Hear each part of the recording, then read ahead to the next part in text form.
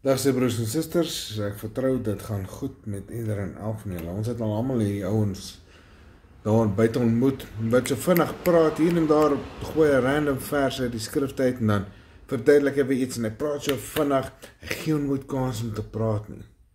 Moet gewonder hoekom dit is. Ons gaan kyk in die skrifte, né?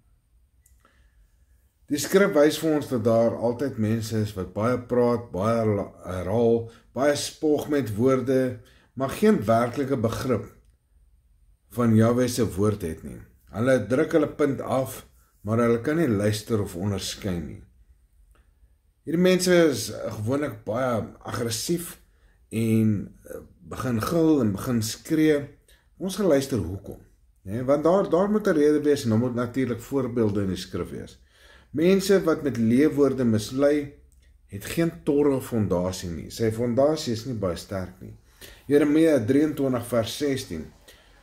So sê Jahwe van die leermagte, moenie luister na die woorde van die profete wat vir julle profeteer nie.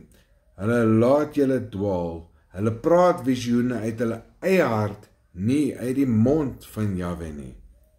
Hier sien ons dat die boodskap kom nie van Vader nie. Dit moet wees volgens die wet en die getuienis.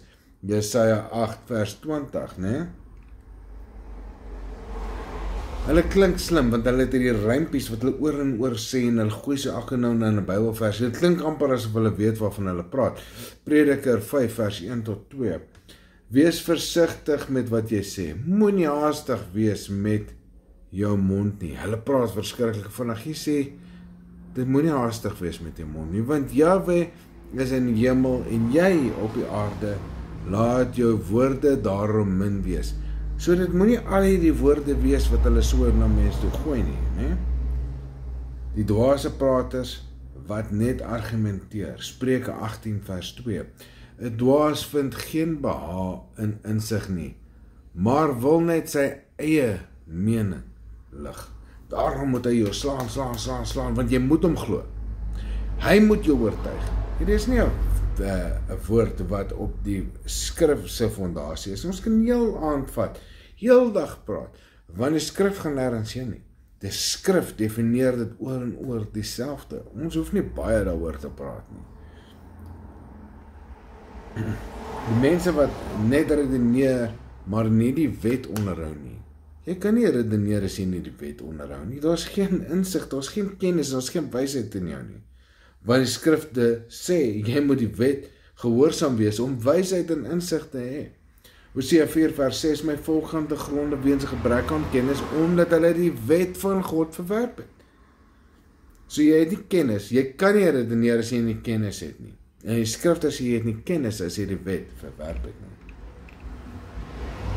Mense met gladde woorde maak verkeerd, maar hulle het 'n verkeerde gees. Ben Sirach, dis nou in die Apokryfe.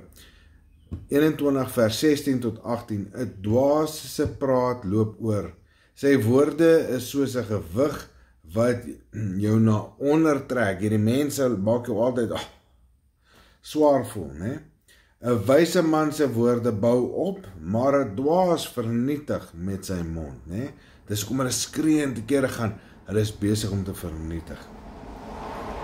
'n Dwaas praat te veel, te vinnig en sonder 'n fondasie. Die skynvromes wat leer, maar nie doen nie. Fariseërs, né? Esegiel 33 vers 31 tot 32. Hulle sit voor jou, hulle hoor jou woorde, maar hulle doen dit nie.